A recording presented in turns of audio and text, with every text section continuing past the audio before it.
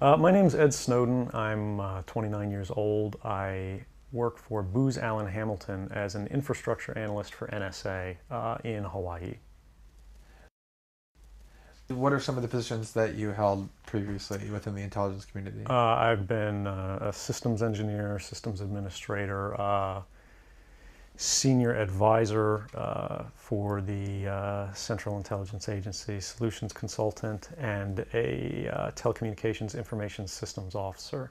One of the things people are going to be most interested in trying to understand who you are and what you're thinking is there came some point in time when you crossed this line of thinking about being a whistleblower to making the choice to actually become a whistleblower.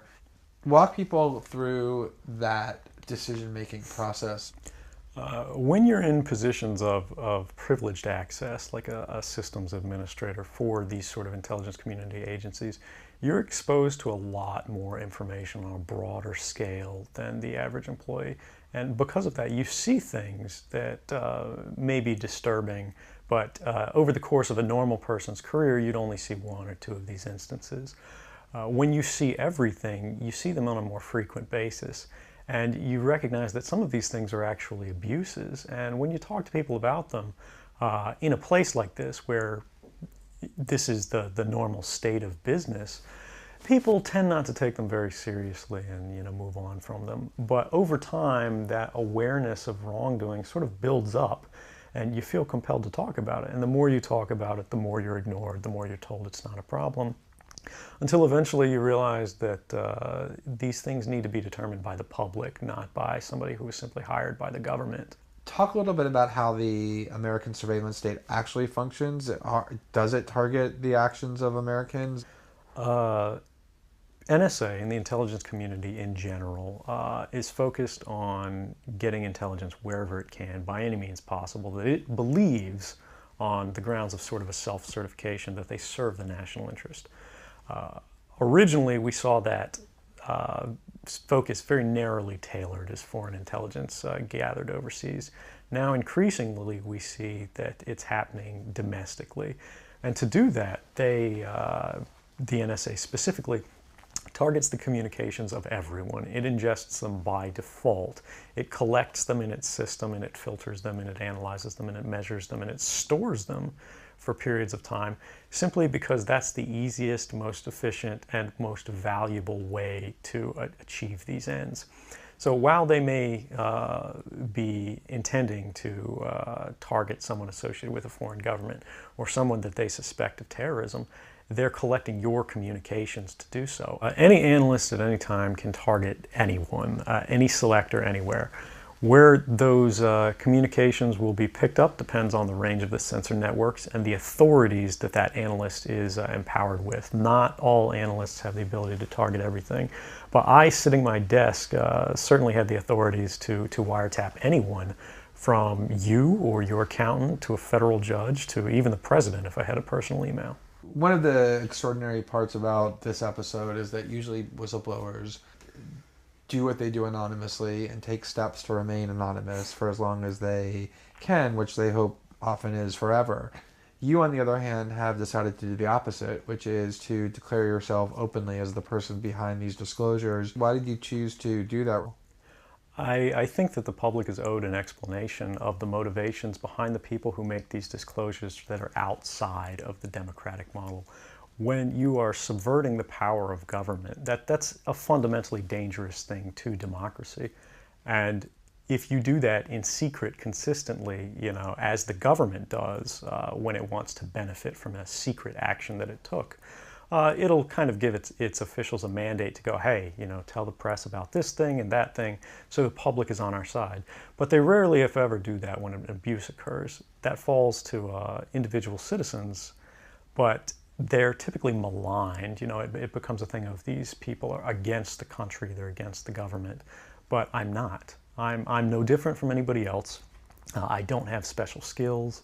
I'm just another guy who sits there day to day in the office, watches what's happening, and goes, this is something that's not our place to decide. The public needs to decide whether these programs and policies are right or wrong.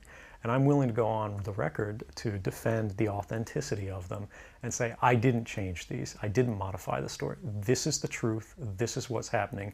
You should decide whether we need to be doing this. Have you given thought to what it is that the U.S. government's response to your conduct is, in terms of what they might say about you, how they might try to depict you, what they might try to do to you?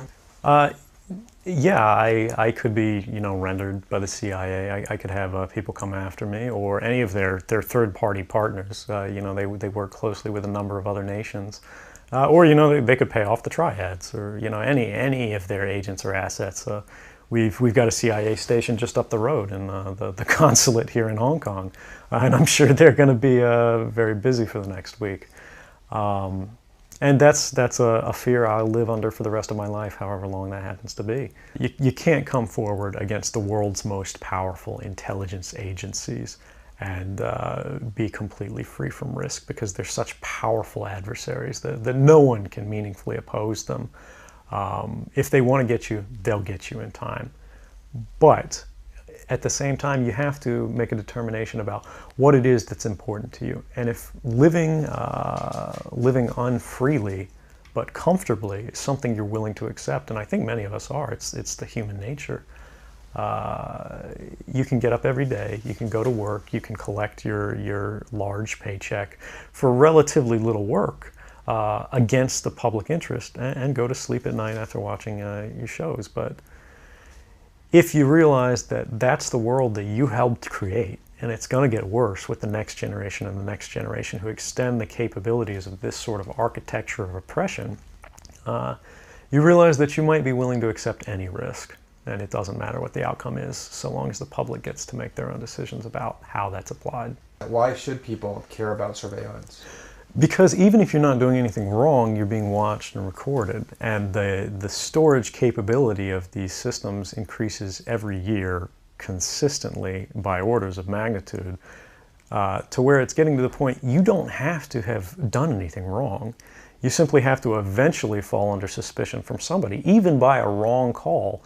And then they can use the system to go back in time and scrutinize every decision you've ever made, every friend you've ever discussed something with, and attack you on that basis to sort of derive suspicion from an innocent life and paint anyone in the context of a wrongdoer. We are currently sitting in a room in Hong Kong, which is where we are because you've traveled here.